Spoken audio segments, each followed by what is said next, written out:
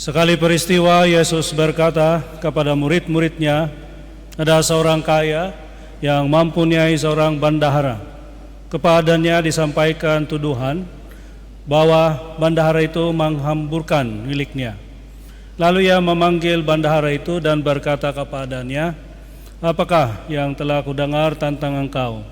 Berilah pertanggungjawaban atas apa yang engkau kelola, sebab engkau tidak boleh lagi bekerja sebagai bendahara.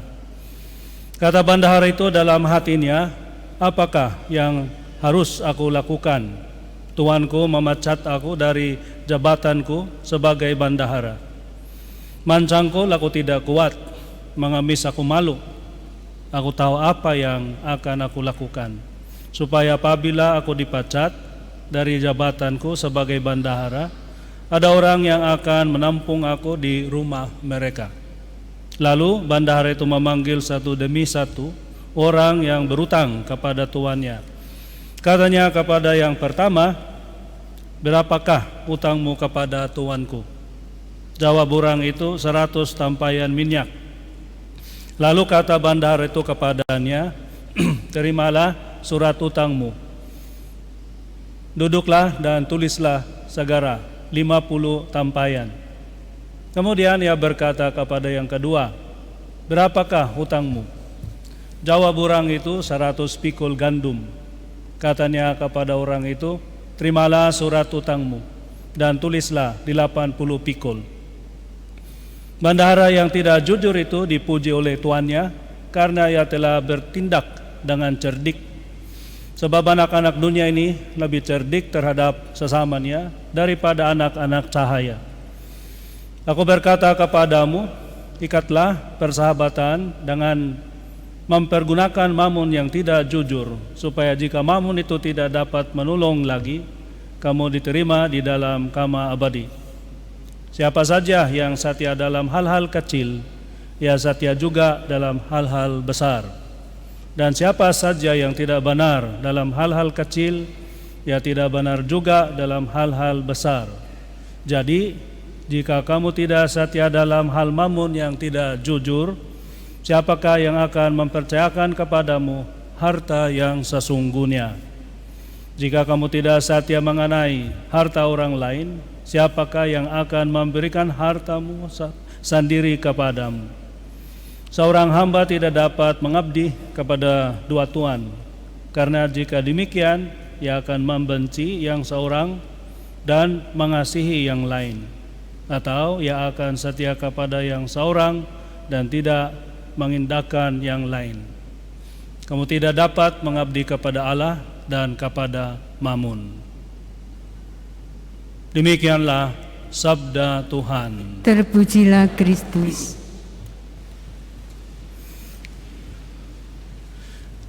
Saudara-saudara yang terkasih, selamat malam semuanya. Nah, pada malam ini kita mendengar Injil yang mengatakan mengajarkan kita beberapa pengajaran. Paling tidak ada 3 atau 4 pengajaran. Yang pertama, ini mengajarkan bahwa putra dunia ini lebih bijaksana, seringkali lebih bijaksana dalam generasi mereka daripada putra-putra terang.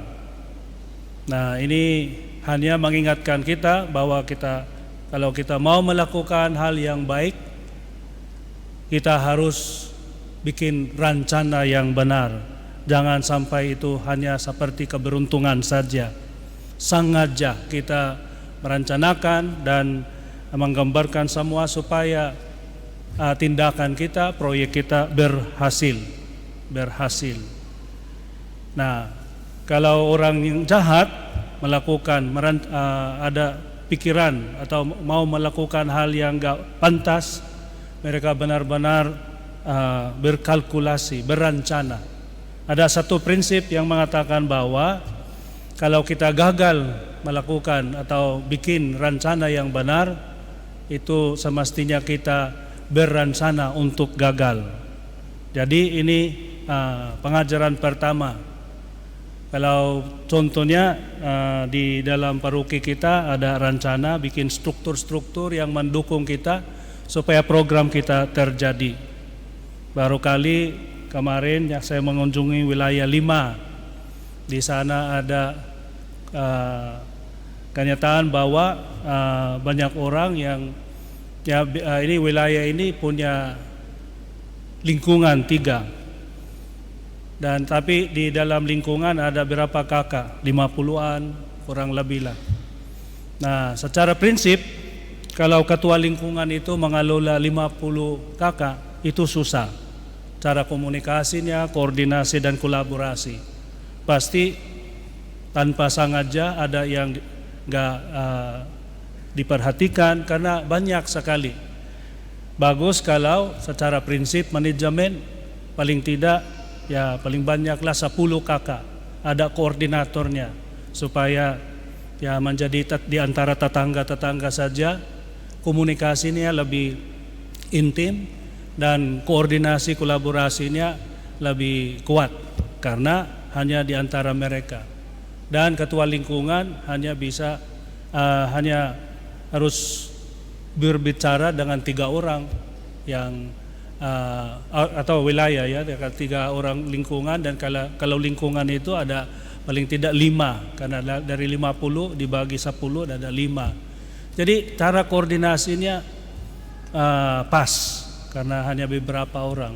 Nah sudah belum karena ternyata ada kenyataan lain bahwa banyak anggota di sana banyak sudah lansia. Jadi cara gerakannya dan kinerjanya sudah mengurang juga turun karena faktor umur. Dan di sana juga ternyata ada apartemen di tempat di wilayah ini ada apartemen dan di sana ada umat juga.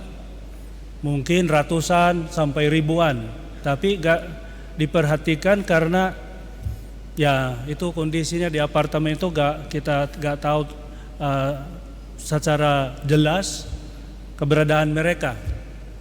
Dan kalau di kampung ya 1 kilometer pun sudah masih bisa disebut tetangga karena saling mengenal satu sama lain. Tapi di apartemen itu pintu yang sebelah kamarnya sudah gak tahu kenal orangnya. Maksudnya kondisi itu beda.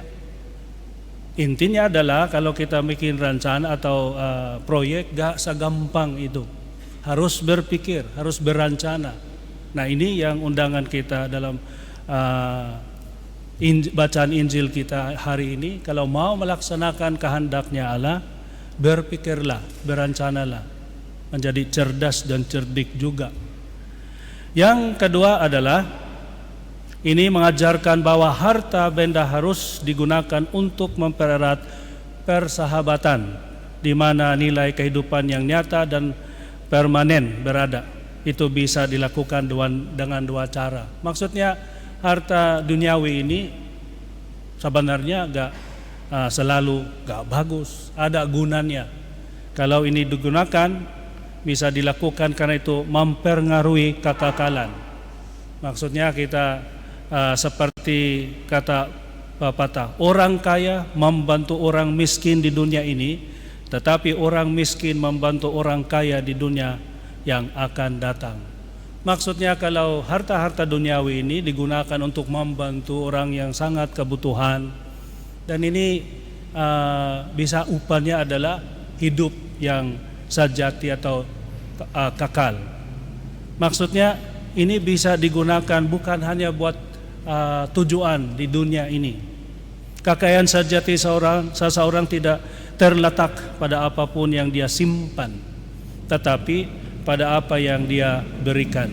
Hadiah, anugerah yang kita dapati dari Tuhan, benar-benar kita sudah menerima itu kalau kita sudah membagikan kepada orang lain. Nah itu caranya untuk menggunakan harta duniawi. Itu bisa juga dilakukan karena mempengaruhi dunia ini.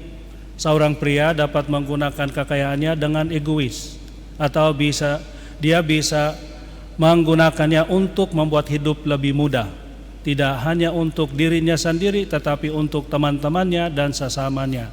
Harta benda bukanlah dosa, tetapi tanggung jawab.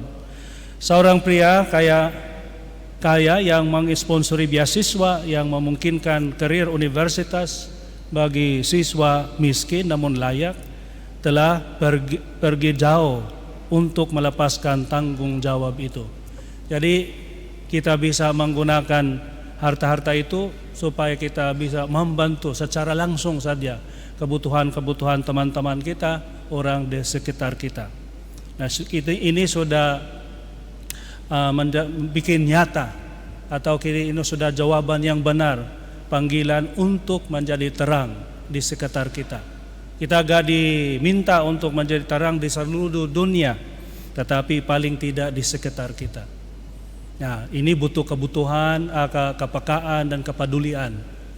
Meskipun kita hanya punya sedikit kecil-kecil harta itu, tapi kalau dikumpulkan bisa menjadi besar juga, sangat membantu orang lain. Yang ketiga adalah ini mengajarkan bahwa cara seorang pria memenuhi tugas kecil adalah bukti terbaik dari keguguran, atau ketidaklayakannya untuk dipercayakan dengan tugas yang lebih besar. Nah, kalau kita gak tahu cara pengelolaan harta-harta duniawi, apalagi harta-harta surgawi. Harta duniawi ini sementara saja, gak selama-lamanya, tapi ada harta yang surgawi. Nah, kalau kita gak bisa melakukan mengelola hal kecil ini, apalagi yang besar-besarnya. Nah, itu intinya. Maksudnya kita diingatkan bahwa sebagai pengikutnya Tuhan Yesus, kita harus bisa bertanggung jawab segalanya. Tugas besar atau kecil, kita mulai dari yang kecil saja. Karena kalau kita sudah bisa itu, ya ada bisa memungkinkan bahwa kita bisa juga bertanggung jawab tugas-tugas yang besar. Kalau yang kecil gak bisa, bagaimana yang besar? Dan yang keempat adalah ini mengajarkan bahwa tidak ada budak atau hamba yang bisa mengabdi kepada dua Tuhan.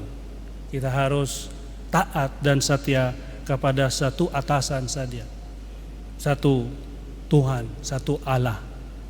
Ya, ada sebuah lagu ya yang pada liriknya adalah Jesus is my number one. Tuhan Yesus adalah pertama, ya, dia yang pertama buat saya. Tapi ya seperti kami main tenis, ada yang mengatakan kalau ada satu ada duanya. Maksudnya kalau ada yang pertama ada yang juga yang kedua. Jadi masih kurang pas. Yang paling indah adalah kalau kita bisa mengatakan bahwa Tuhan Yesus adalah satu-satunya buat kita, gak ada yang lain. Karena ketaatan itu, kesetiaan itu harus yang sempurna. Tuhan sudah mengatakan kalau kamu mau menjadi pengikut saya, tapi kamu hanya kasih yang hanya separuh atau ya gak sempurna lah, saya akan kamu muntah karena suam-suam koko. Jadi kalau mau menjawab ya, katakanlah ya. Kalau tidak, tidak. Di tengah itu dari iblis. Maksudnya komitmen yang sempurna. Jadi ini inti untuk kita bisa menjadi taat dan setia kepada Tuhan. Jangan sampai kita berpikir bahwa 99% itu sudah pas. Nah, kita harus menjadi taat dan setia kepada Tuhan tanpa alasan. Nah, menjadi taat dan setia kepada Dia 100%. Nah, itu gak nyata. Sebenarnya itu hanya menjadi nyata komitmen kita. Komitmen kita kepada Tuhan Yesus kalau hanya separuh, 75% hanya pas, itu gak nyata. Pasti itu kita gagal, gak menjadi taat dan setia. Ketaatan dan kesetiaan hanya itu kalau kita memberi komitmen kita yang 100%. Memang susah, tapi secara tujuan itu tujuan kita. Dan dengan bantuannya Tuhan pastilah bisa jadi.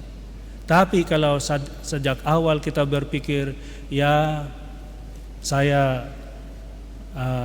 bertindak atau ya saya mengikuti Tuhan apa saja yang ada, maksudnya gak berusaha secara maksimal, optimal, itu pasti nanti turun kinerjanya, semangatnya habis, mengurang dan sampai hilang. Jadi kalau mau dan harus itu 100%.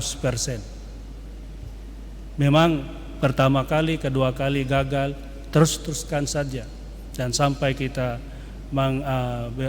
mencapai tujuan bahwa kita menjadi benar-benar murid-muridnya Tuhan Yesus Kristus dengan kesetiaan dan ketaatan yang sempurna.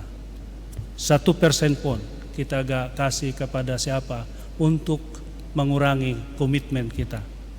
Hanya dengan cara ini kita bisa berharap bahwa kepemuridan kita menjadi benar dan nyata, dan tindakan kita untuk mengikuti Tuhan Yesus adalah bisa berhasil dan hidup kita menjadi berkat. Amin.